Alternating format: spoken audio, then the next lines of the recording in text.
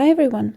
In this exercise, we're going to create a grid of bars following a surface and a grid of rectangular boxes populating a surface. We're going to focus on NURBS surfaces and parameterization while revisiting some other relevant tools as well. If you have missed the introductory tutorial on surface parameterization and you feel you might need to catch up, please do so before continuing with this exercise. I begin by creating a flat rectangular surface that corresponds with the world XY plane. I'm going to flip it, rebuild it, and then modify it by moving the control points. If you have some other objects in Rhino Preview, as I do here, you could use the selection filter to make sure to select and move only the control points. So to begin with, let's create a comparatively simple and already familiar surface, moving the control points along the Z-axis only. Next, we need to create a grid of points. I'm going to use the construct point and range components, changing the range domain input to match the surface size and proportions. Note that in this instance, you can place the points elsewhere as well as change the size of the grid. I prefer working with the grid location and dimensions matching the surface. After creating the initial grid, let's reference the surface in Grasshopper and then use the divide surface component to sample it. Take the number of range steps as the UV division count. So not only do the number of points in the grid and on the surface have to match, but their data tree structures have to match as well. So be sure to check that. Now let's create a box for each grid point with the domain box component. I start by using the same domain for all 3 dimensions. However, the aim is to change the Z domain values to match the surface.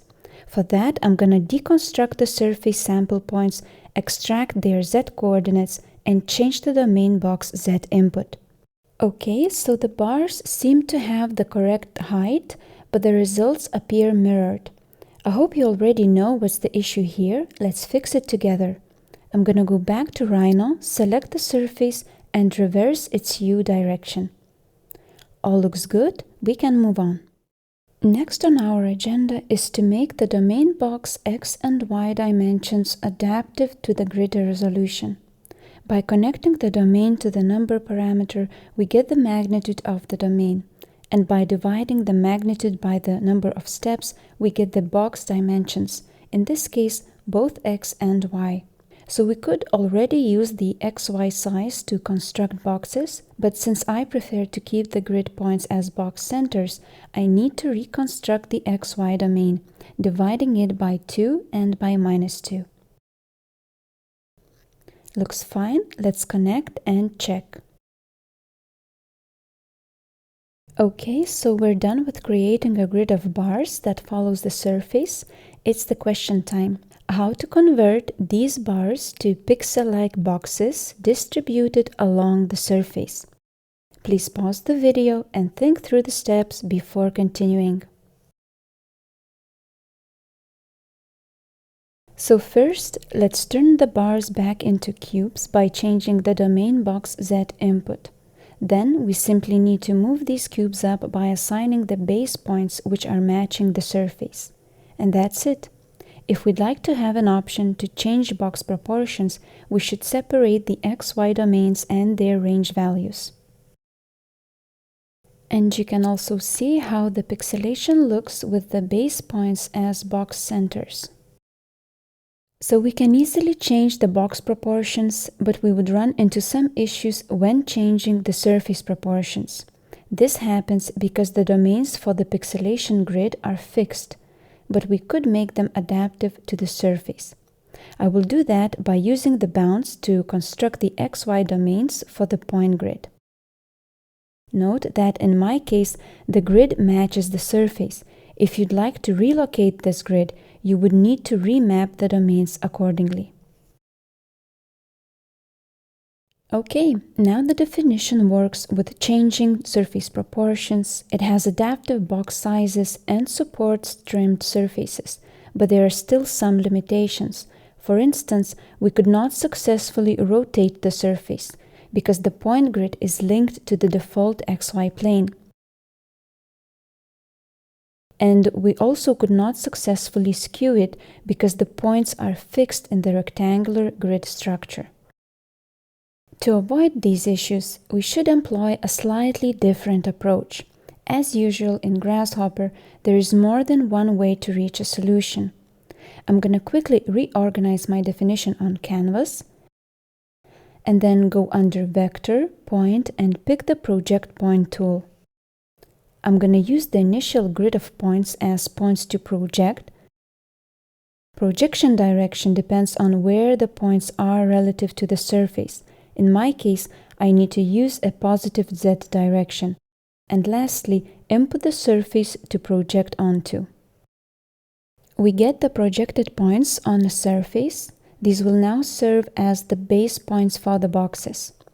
Let's check the definition. Skewing the surface works well.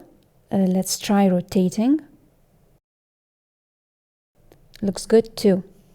So the definition is now quite flexible, but it still has some aspects that I'd like to modify. For instance, I'd like to define the exact box dimensions and be able to change pixelation direction, rotating the boxes instead of a surface. These aspects result from the way we construct our grid for pixelation, so let's start fresh and create this grid differently. I begin by projecting the surface onto the default XY plane and constructing a flat bounding box. Then I'm creating a rotating plane with the rotation angles in degrees and assigning the plane to the bounding box. Let's check how it works. I'll go to the top view to see the result more clearly. Okay, we have a correctly rotating bounding box, and based on this bounding box, we're going to create a rectangular grid. To create a grid, we need to define the base plane and the sizes and numbers of the grid cells. As the grid's base plane, we should use the bounding box plane, and we can conveniently extract it with the evaluate box component. Let's leave the default output plane for now and focus on the other grid parameters. So to find the XY extents, I'm going to evaluate the bounding box's UV dimensions. And since I'm going to define the cell size manually, I only need to find the right number of cells, dividing each dimension value by the cell size. Let's connect the inputs and check. The grid looks correct, but it's not where it needs to be for this definition. By default, the evaluate box component returns the box center plane, but in our case, we need to change it to the lower left corner. The W input is irrelevant here since we're working with a flat box. So let's set the UV value to 0 and check again. This time, the grid is where it's supposed to be. However, note that if we would change the cell size, the grid might not fully cover the surface. You could solve this by using the round component and rounding the number of cells to a larger integer, but I'm going to go about this differently. Instead of rounding the values, I'm going to scale the bounding box with the uniform scale component, using the box properties tool to get the center of scaling. And let's check to see how it works. So now we can make sure to cover the surface if needed and slightly adjust the positioning of the grid. Again, this part is optional and you can add your own solutions instead. When using the rectangular grid tool, we can either extract the cell center points or take the corner points. I'm going to use the latter. We're now done with the grid creation, and to save some space, let's encapsulate this part into a cluster. First, let's define cluster inputs using the utility tools. We're going to need the scaling factor, the angle for grid rotation, and the surface geometry to pixelate. Double-click the pointer to add the input parameter name and description. I strongly recommend doing so, especially if you're planning to share the script, but also because once the definition is finished, the details are easy to forget. After naming and describing the input parameters, let's do the same with the outputs. In this instance, I'm gonna need the bounding box plane and the grid points. Setting the XY sizes as inputs is optional here. You can set fixed dimensions inside the cluster, but for the purposes of this tutorial, I'm gonna create additional inputs. Then let's select the definition and use the radial menu or right-click to access the pop-up menu and click the cluster icon. And that's it. You can return and edit the cluster by double-clicking on the capsule. Just make sure to save changes before leaving. Right-click on a cluster to change the name preview or access other options. Edit the cluster, properties. You can even assign a password and, of course, explode it. Otherwise, clusters work similarly to the usual Grasshopper components, and if you've put in the effort to describe things, you will also see the input and output descriptions when hovering over. Okay, so let's connect the inputs and test if all works as expected. The grid looks fine. Let's project the points onto the surface and create the boxes. Note that if you've used fixed XY dimensions inside the cluster, you will need to define those values here to create the domain box. All works well, but I'd like to change the order of cluster inputs.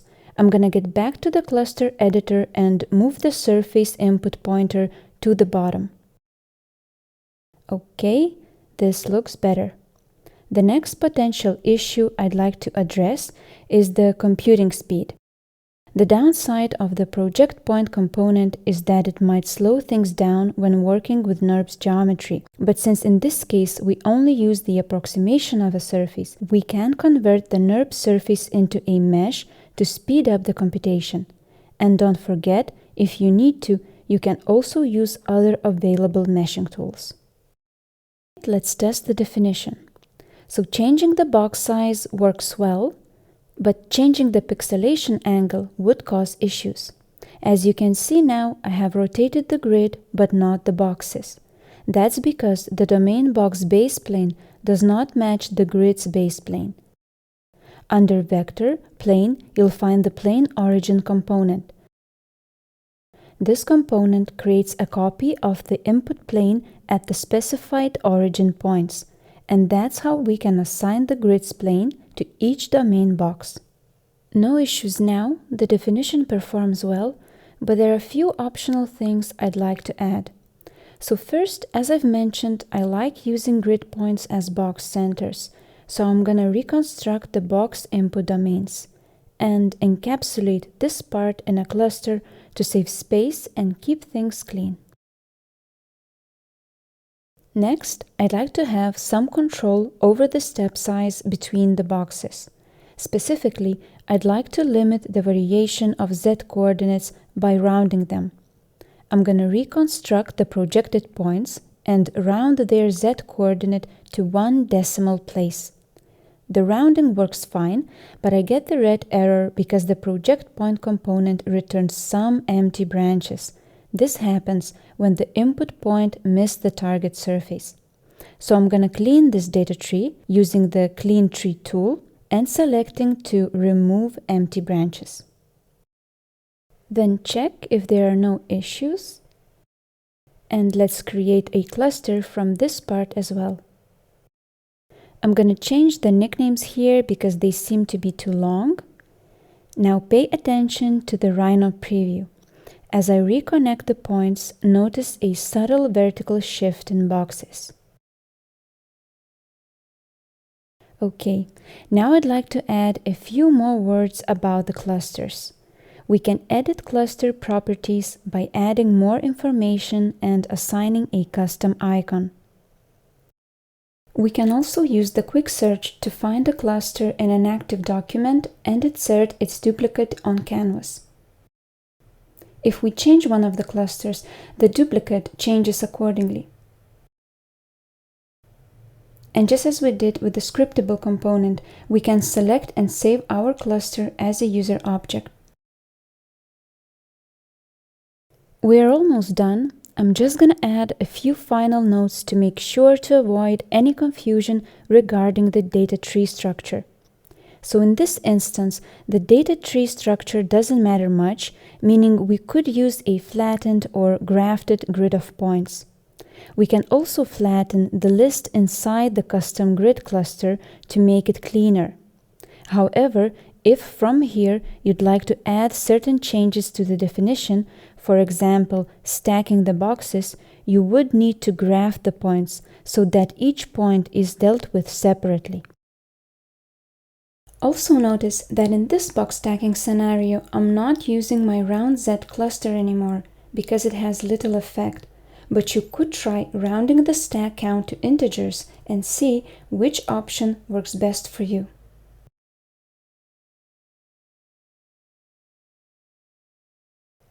I'm going to return to our original definition, and we're done. I hope you found this exercise useful and enjoyable. If so, please like the video and share it with others. Thanks for watching. I'll see you in the next one.